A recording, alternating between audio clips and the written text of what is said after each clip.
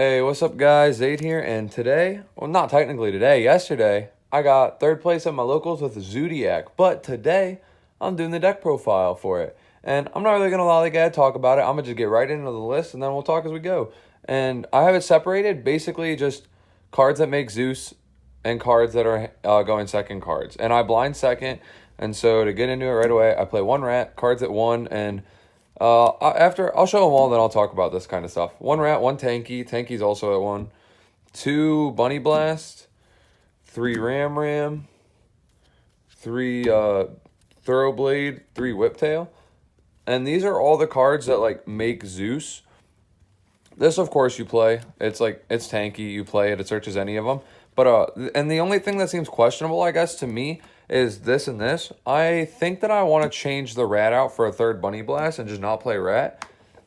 And you guys might be thinking that's weird because like the only combo the deck has really is summon rat, send one, and then use chalk 9 to bring it back and do stuff. But I noticed when I was playing it that I like never use this actually. I think I maybe resolved its effect once. I don't play the trap card to send, and so you're only ever sending one of these cards you see.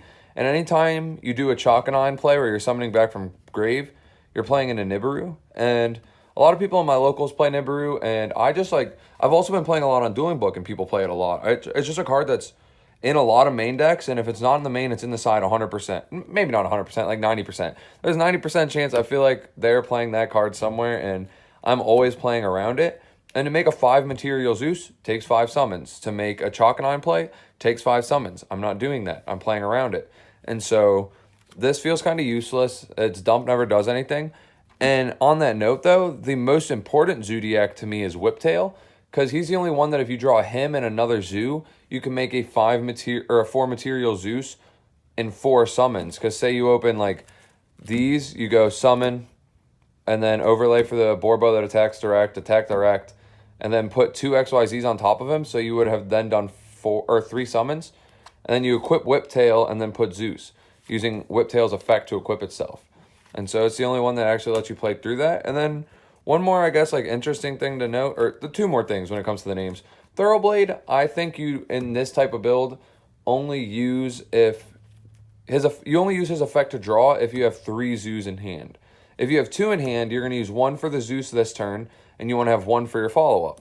But if you have 3, you don't need 3. So you'll pitch 1 and try to draw a hand trap or another going second card.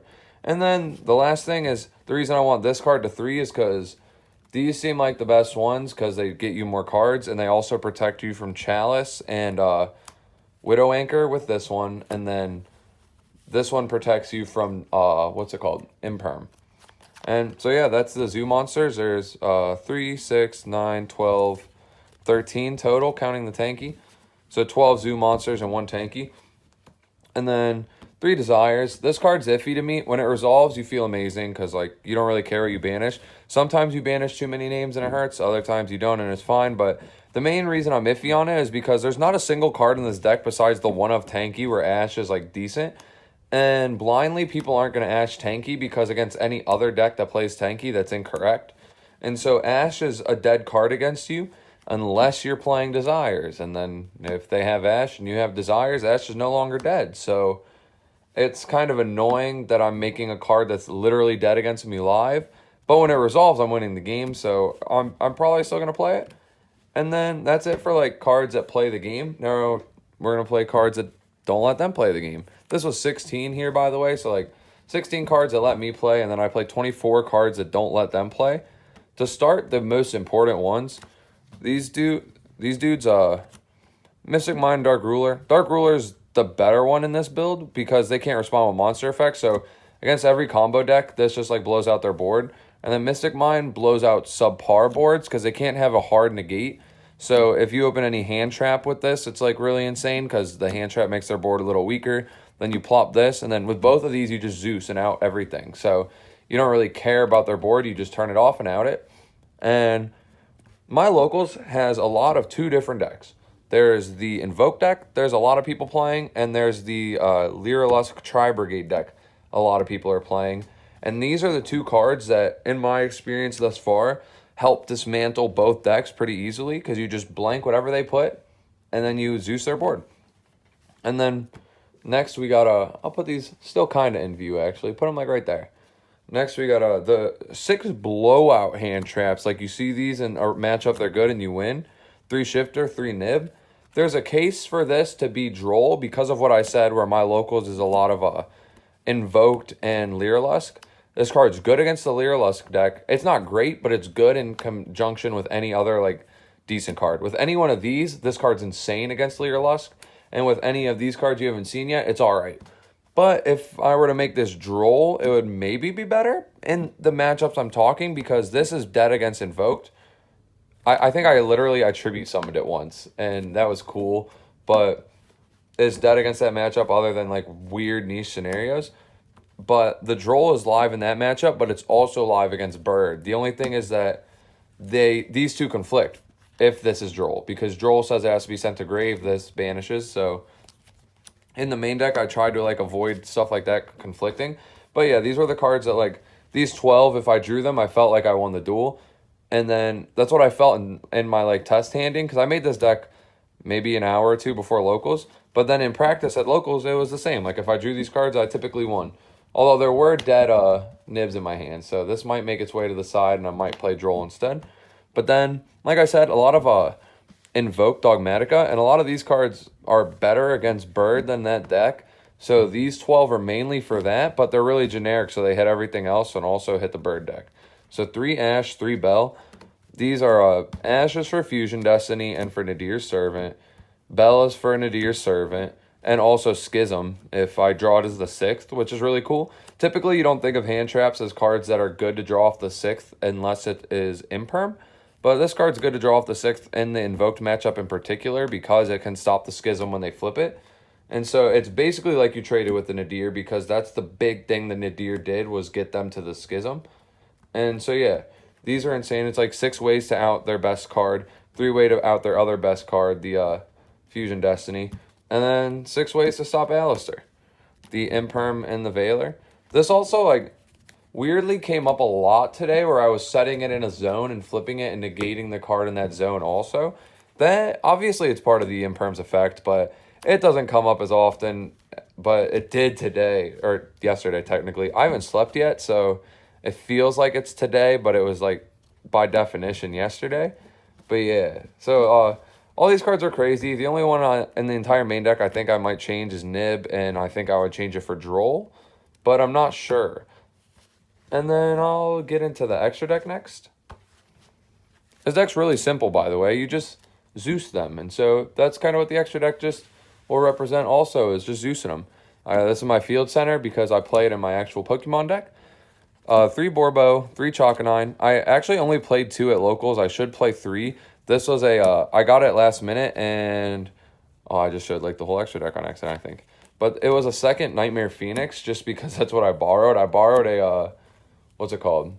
I forget the rarity. The Collector's Rare from my boy Asian with Cards. Shout out him. If you watch my channel regularly, you've definitely seen him before too, because I shout him out a lot. He's been in some videos with me. We do deck profiles together. He's goated. So yeah, check him out. And I didn't even summon the first Phoenix much today, but I played 2 because I didn't have the Chalkanine. This is just for, like, if they Mystic Mine me or if they have their can, like, weird scenarios. But it didn't come up today. One time I sent both of my Phoenixes when my opponent used a Maximus, and that's about the extent that they've got seen. And 3 Tiger Mortar, 1 Hammer Kong, 1 Vesp, and then 3 Zeus. I got a proxy for Zeus because I only have 2. I only had 1 when I went to locals. I picked 1 up. Shout out my boy Klein. You've probably seen his Phantom Knight deck profile on the channel. And then the 3rd one I borrowed from my boy Rob. Shout out him. He didn't move me invoked. So if you're watching this, Rob, you should have moved me invoked. I wouldn't have to play Zoo if it wasn't for you. But yeah, so that was the extra deck. The only thing I would change, I think... Would I change anything in the extra deck? Probably not. There's some cards I'm considering, but I don't think that I would change this. It's really just Zeus Turbo, and this is the best way to do it. And then for the side deck, this is the weakest part of my deck. This definitely needs work. 1 Pankratops, 2 Cosmic, Triple Twin. These are for back row decks, and back row decks you kind of just lose to, so I need something for them. And these are it. These are kind of like the most confident cards in the side deck to me. Like, these are the cards I don't think I would actually take out. Like I said, my side needs a lot of work, but these are the cards that probably stick. At least these 5. If I had another Cosmic, it would probably just replace this. I don't think this card's that great, actually. But mainly because I'm making Zeus. Like, it forces me to have to use this in weird spots, because if I want a Zeus, I have to get rid of this first. And, I mean, it might be fine for cracking boards. Who knows? But then these cards are crazy. I really want to third this. Even if I didn't cut this, then I would cut one of these for the Cosmic and play 3-2. This card is just better. It hits Scythe. It hits the Fog Blades. It hits Pandemoniums in the standby phase. It does everything. Against Striker, it banishes the card so they can't get it back on multi-roll. It banishes the field spell so they can't proc it. Like, this is just the best back row removal in the game currently, in my opinion. And then one triple tactic. This is not mine. I borrowed it, and I think I sided it in once. If I'm going second always, right? And if I'm assuming they're going to let me go second, or if it's game 3 and I'm opting to go second, and they're playing a combo deck, so I have to try to break their board, I'll put this in over the third Desires, because Desires is dead in multiples, and I'm playing a deck where you kind of want every card to be live. So if I'm playing 2-1, I have more of a chance of them being live, but also, if I draw this, I have the option of it being the Pot of Greed, but I also have the option of baiting a negate or an interrupt and then taking another card of theirs. But never came up. It's just theory, so there's that.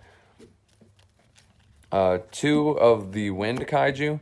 I sided this against Striker, but he bricked when I had sided it in and I drew it, and so it ended up not being that good. And we played a long game, and it was the one match I lost today. I went 4-1. Third place, and I only lost to the Striker deck. Striker deck kind of eats this deck alive. I don't know if I should really even build my side deck to combat something like that, or if I should just accept the L, because it's like a really, really bad matchup. Then 3 Token Collector, 3 Droll, or not Droll, DD Crow. This was mainly to just like hit DPEs, because I felt like DPE would probably be a problem for me. And then this was in case I played Sword Soul. A couple people play it. I didn't run into it, so this just sat. But if you play against that deck and you draw this card, you just win. Like, they can't really play through it well unless they have a lot of 10Es. So that's the list. Like I said, the side deck needs a lot of work. I think I want to play some going first cards, and then I think I would probably side the Nibs and then main Drolls somewhere. So I don't know exactly what I would cut, but I think these 6 will stay. These 9 will probably have 6 of them become going first cards, and then 3 of them be Nib. At least in the next like rendition of the deck that I play to locals and test. So that's the list. If you guys have any questions, let me know, and thank you for watching.